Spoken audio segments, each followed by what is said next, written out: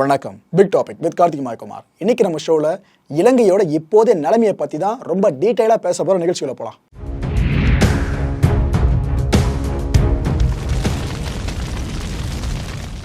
அடுத்த ஜனாதிபதி யாரு அப்படின்னு அரசியல் தலைவர்கள் ஒரு பக்கம் பேசிக்கிட்டு இருக்காங்க, இந்த சர்வ கட்சி கூட்டம் சார்ந்து. ஆனால் இன்னொரு பக்கம் மியூசிக்கல் சேர் கேள்விப்பட்டிருக்கீங்களா? மியூசிக்கல் சேரு அது மாதிரி இலங்கை அதிபர் சேர் இருக்கு பார்த்தீங்களா, அதை சார்ந்து மக்கள் சுற்றி வந்துகிட்டு இருக்காங்க, உட்காந்துக்கிட்டு இருக்காங்க. அதிபர் மாளிகை, அதிபர் வீடு சார்ந்து என்னென்ன அலப்பறைகள் நடக்குதுன்னு சொன்ன பார்த்தீங்களா, அதில் இது ஒரு அலப்பறை.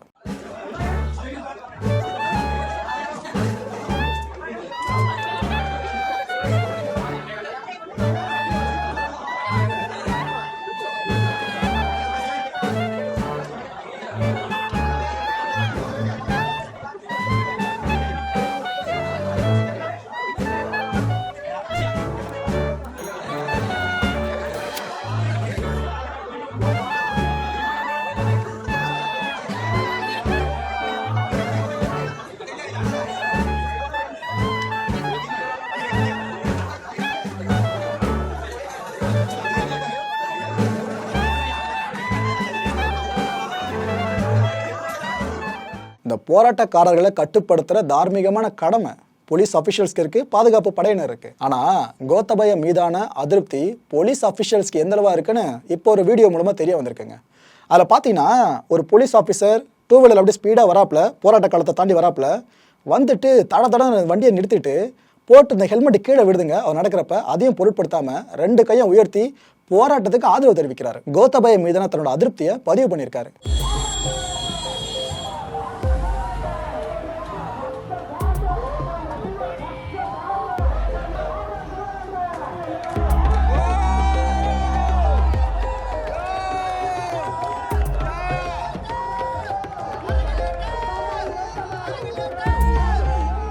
ஒரு நாட்டில் பொருளாதாரம் சார்ந்து ஏதோ தாக்கம், எதிர்மறையான தாக்கம் ஏற்பட்டு அந்த நாடுக்கு கொஞ்சம் நிதி உதவி தேவைப்படுது அப்படின்னா அதில் முதல்ல இறங்கி வருது ரெண்டு அமைப்புகள். ஒன்று உலக வங்கி இறங்கி வரும் உதவி பண்ணுறதுக்கு, இன்னொன்று IMF இறங்கி வரும், இன்டர்நேஷ்னல் மானிட்டரி ஃபண்ட். இதில் உலக வங்கியை இப்போ கை விரிச்சிடுச்சு, IMF கை விரிச்சிடுச்சு இலங்கை சார்ந்து. ஏன்னா வாங்கின கடனை ஏற்கனவே மலையிலோ நிற்குது, அதெல்லாம் முதல்ல அழைச்சாலும் திருப்பி கொடுக்க முடியும். இந்த நேரத்தில் இன்டர்நேஷ்னல் மானிட்டரி ஃபண்டு கிட்ட இருந்து நிதியை எதிர்பார்க்குற மாதிரியும் ஒரு சில சட்டையில பேஸ் பண்ணி போகிற மாதிரியும் இந்த அதிபர் மாளிகை, அதிபர் வீடு சார்ந்து ஒரு சில காட்சிகளை வீடியோ பதிவாக வெளியே வந்திருக்கு. அதில் ஒரு ஃபாரினர் மாதிரி ஒருத்தருங்க, அவர் தான் IMFோட அஃபிஷியல் மாதிரி, அவரை உட்கார வச்சுறாங்க. சுற்றி இந்த போராட்ட காலத்தில் இருக்க மக்கள் இருக்காங்களே, அவங்க எல்லாரும் அவர்கிட்ட கேள்வி கேட்குறாங்க, இவர் பதில் சொல்கிறாரு. அதுக்கப்புறம் இந்த மெமோரியல் செரிமனி மாதிரி ஒரு சில விஷயங்கள்லாம் நடக்குது. இது எல்லாமே உள்ளே நடக்குது. அந்த வீடியோ வெளியே வந்திருக்கு. அதாவது IMF அதிகாரிகள் கிட்ட இலங்கை அரசை சேர்ந்தவங்க பெருசாக பேசலை, இவங்களோட திறமை இவ்வளோதான், நாம் பேசியிருந்தாலே எதனா முடிவு கிடச்சிருக்கோம் IMF மூலமாக அப்படின்னு மக்கள் நினைக்கிறத வெளிப்படுத்துகிற முயற்சியாக தான் இதை அவங்க கையில் எடுத்திருக்காங்க.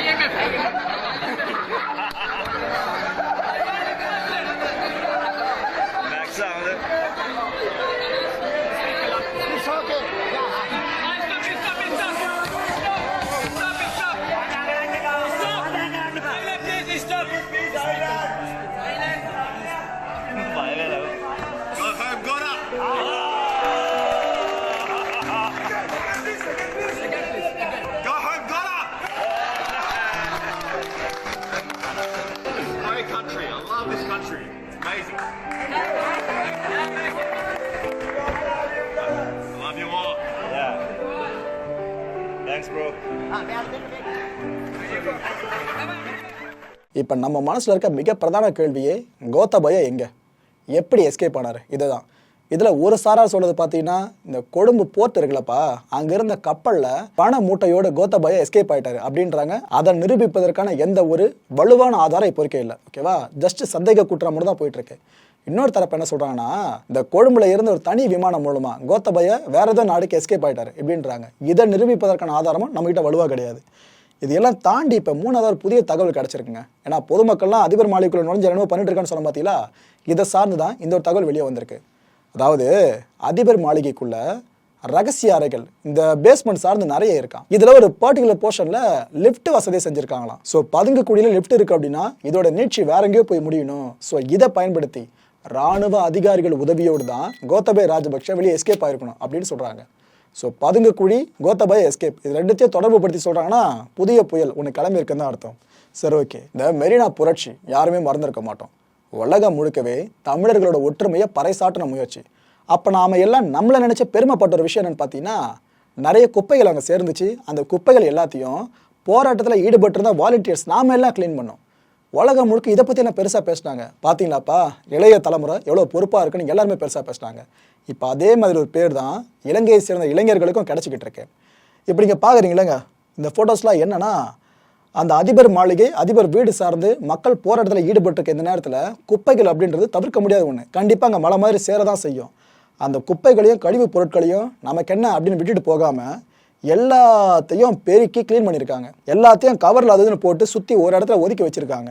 இது யார் யாரெல்லாம் அந்த இடத்துல வெளியே போகிறாங்களோ அவங்ககிட்ட கொடுத்துட்டு வெளியே எங்கே குப்பைகளை அப்புறப்படுத்துகிற இடம் இருக்கோ அங்கே போட்டு வர சொல்கிறாங்க. எல்லாருமே வாலண்டியர்ஸ். ஓகேவா? வெளியிலேருந்து யாரும் வரல, எல்லா காலத்தில் இருக்கிறவனே பண்ணுறாங்க இந்த வேலையை. இந்த இளைஞர்கள் கிட்ட இதை பற்றி கேட்டால் அவங்க என்ன தெரியுமா சொல்கிறாங்க? தூய்மை செய்கிற பொறுப்புணர்வு எங்களுக்கு இருக்குங்க. நாங்கள் எதுக்காக போராட வந்தோம்? கோத்தபாய அப்படின்ற அந்த ஒரு நபர் அதிபர் பதவியில் இருக்கக்கூடாது, ராஜபக்சேக்கள் இல்லாத இலங்கை அரசியல் வேணும் தான் நாங்கள் கேட்டோம். இதை சார்ந்த எங்களோட போராட்டத்தை நாங்கள் வெளிப்படுத்திக்கிட்டு இருக்கோம். ஆனால் குப்பையை போட்டு இது மூலமாக சுகாதார சீர்கேடை ஏற்படுத்துறது எங்களோட நோக்கம் கிடையாது. அதுக்காக நாங்கள் க்ளீன் பண்ணுறோன்னு இந்த யங்ஸ்டர்ஸ் எல்லாம் சொல்கிறாங்க. இது நாங்கள் அமைதியாக இருக்க வேண்டிய நேரன்றது எங்களுக்கு புரியும்னு சொல்கிறாங்க. ஏன்னா கிட்டத்தட்ட அவங்களோட கோரிக்கையில் ஜெயிச்சுக்கிட்டு இருக்காங்க. ஸோ அதை சார்ந்து தான் எந்த ஒரு விஷயத்தையும் சொல்லியிருக்காங்க. இப்போ வரைக்கும் வன்முறை பெருசாக கட்டவிழ்த்து விடப்படலை இவங்களுக்கு மத்தியில்.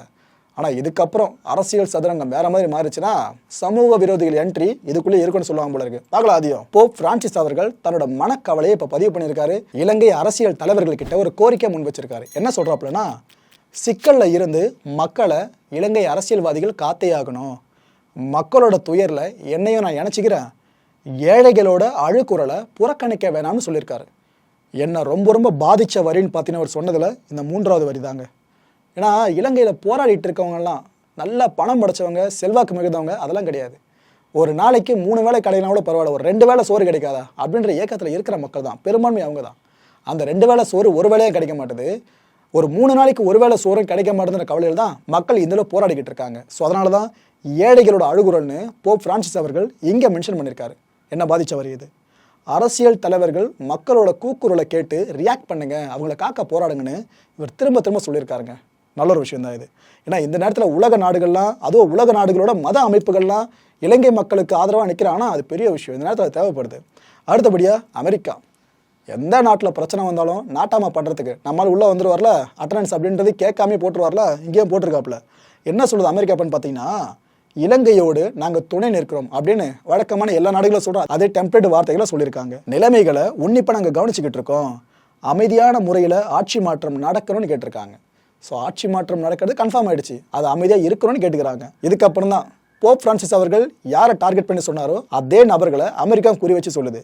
அரசியல் தலைவர்கள்லாம் ஒன்று சேர்ந்து இந்த நெருக்கடிக்கு விரைவிலேயே தீர்வு காணணும்னு சொல்லியிருக்காங்க. அவங்க கையில் எதனா இருக்காங்க? அந்த இலங்கை அரசியல்வாதிங்க கையில், மக்கள் கையில் தான் இப்போ இருக்கு எல்லாமே. அது தெளிவாக தெரிஞ்சிருச்சு. இப்போ இலங்கை அரசியல் தலைவர்கள் முன்னாடி இருக்க பிரதான சவால் என்ன தெரியுமா? அவங்க அடுத்து யாரை அதிபராகவோ யாரை பிரதமராக போட்டாலும் அவங்கள மக்கள் ஜட்ஜ் பண்ண ஆரம்பிச்சிருவாங்க. இவங்க இந்த இடத்துக்கு வேர்த்தான்னு சொல்லிட்டு, ஏன்னா இவ்வளோ நாளாக மக்கள் அதை பண்ணல, இப்போ முடிச்சுக்கிட்டாங்களா பண்ண ஆரம்பிச்சிருவாங்க. இது எல்லாம் தாண்டி அமைதியாக பண்ணணும்னா அமெரிக்கா சொல்கிற மாதிரி இந்த விஷயம் நடக்கிறது ரொம்ப பெரிய குதிரக்கமான விஷயம் தான். பார்க்கலாம் அதையும். இதுக்கு நடுவில் நம்ம இந்தியா என்ன சொல்லியிருக்கு இப்போன்னு பார்த்தீங்கன்னா, இக்கட்டான இந்த நேரத்தில் மக்களோடு நாங்கள் துணை நிற்கிறோம், இலங்கை மக்களோட சவால்களை நாங்கள் அறிஞ்சிக்கிறோம், நெருக்கடி சூழலை சமாளிக்க ஏற்கனவே நாங்கள் நிதி உதவியும் பொருள் சார்ந்த உதவியும் பண்ணியிருக்கோன்னு நினைவுபடுத்தியிருக்காங்க. எனக்கு தெரிஞ்சு இந்தியா இதுக்கப்புறம் உதவி பண்ணாமலாம் இருக்காது. இதுக்கு நடுவில் இலங்கை பாதுகாப்புத்துறை அவசரமான ஒரு செய்தியை வெளியிட்டிருக்காங்க. இது ஆக்சுவலாக பாதுகாப்புத்துறை எந்தளவு பேனிக்காக இருக்குன்னு தெரிஞ்சுக்க முடியுது நம்மளால். அப்பேற்பட்ட செய்தி தான் அது. அதாவது இந்த சோஷியல் மீடியா முழுக்கும் ஒரு தகவல் பயங்கரமாக ஸ்ப்ரெட் ஆகிட்டு இருக்கு. இது இந்த காளி முகத்திடலை நோக்கி அதிகமான இராணுவ வீரர்கள், இலங்கை இராணுவ வீரர்கள் வந்துகிட்டு இருக்காங்கன்னு சொல்லிட்டு அதை போராட்ட காலத்தில் இருக்க மக்கள் யாரும் நம்ப வேண்டாம், இதை நம்பி நீங்கள் பிரச்சனை பெருசாக மாற்றிட வேணாம், அது மாதிரி எந்த ஒரு பிளான் எங்ககிட்ட கிடையாது, நீங்கள் போராடுற இடத்துல இராணுவ வீரர்கள் அதிகமாக குவிக்கிற எண்ணம் எங்களுக்கு அறவே இல்லைன்னு தெளிவாக சொல்லியிருக்காங்க. ஸோ சோஷியல் மீடியாவில் பரவிக்கிட்டு இருக்க அந்த செய்தியை களத்தில் இருக்க யாரும் நம்பாதீங்கன்னு பாதுகாப்புத்துறையை இறங்கி வந்து கேட்டிருக்கு. ஸோ நம்பாதீங்க, விட்டுருங்க. இவ்வளோ தூரம் வந்துட்டாங்க அவங்களே.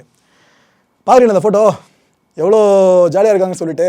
ஆக்சுவலாக போராட்ட களம் தான், ஆனால் இப்போ கொஞ்சம் ஆசுவாச காலமாக மாறி இருக்கு. அதுவும் யாருன்னே தெரியல. இவர் இந்த கிரிக்கெட் மேட்ச் நடக்கிறப்ப நம்ம சகலை பார்த்துருக்கேன் நோட் பண்ணி, அது பாட்டு மேட்ச் சீரியஸாக போயிட்டு இருக்க, நம்மால் பாட்டு ஜாலியாக இருப்பாப்புல. லிட்டரலாக அது மாதிரி தான் படுத்துக்கிட்டு இருக்காரு. இந்த இடம் நீங்கள் பார்க்குறது ஃபுல்லாகவே அதிபர் மாளிகை இருக்குல்லங்க இலங்கையில், அந்த ஒரு களமும் அதிபர் மாளிகை வீடு சார்ந்த களம் தான். சுற்றுலா தலமாக அதிபர் மாளிகை மாறினா எப்படி இருக்குன்றதுக்கு இலங்கை களம் இப்போ ஆகச்சிறந்த உதாரணம். அந்த காட்சிகளை நீங்களே பாருங்கள்.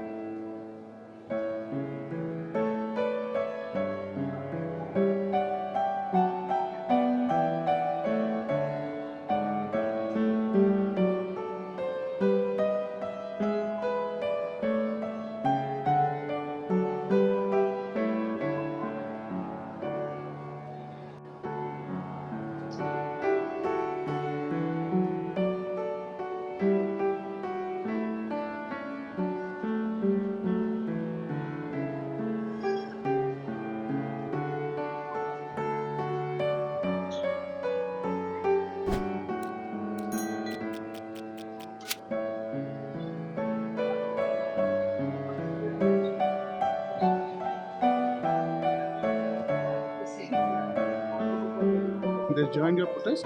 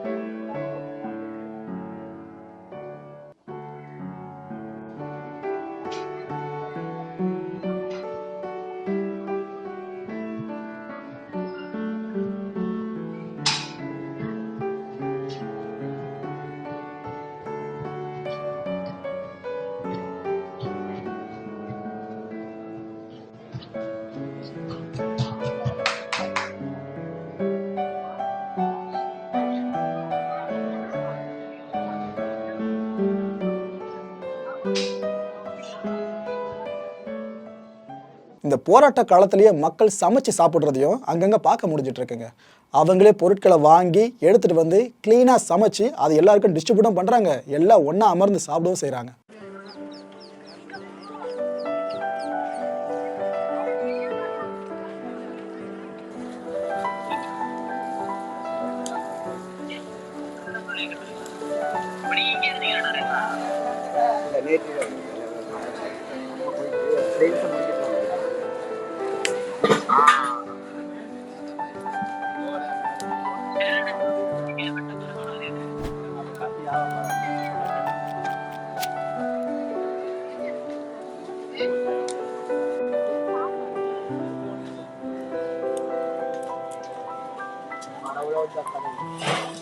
என்னப்பா இலங்கை அரசியல் களம் சார்ந்து இவ்வளோ மாற்றங்கள் நடந்துகிட்டு இருக்கு, முக்கியமான அந்த பெருந்தலை எதுவுமே பேசாமல் இருக்கார் அப்படின்னு நினச்சிக்கிட்டு இருந்தோம்.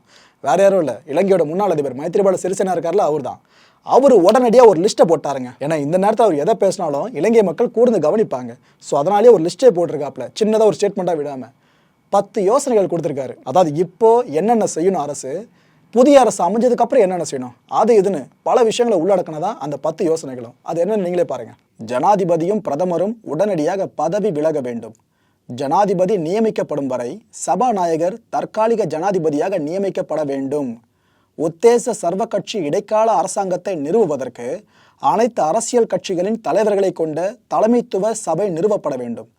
தேசிய செயற்குழு, சிவில் செயற்பாட்டாளர்கள், புத்திஜீவிகள், தொழில் வல்லுநர்களின் உடன்பாட்டுடன் ஜனாதிபதியும் பிரதமரும் நியமிக்கப்பட வேண்டும். நெருக்கடி மேலாண்மை அமைச்சரவை நியமிக்கப்பட வேண்டும்.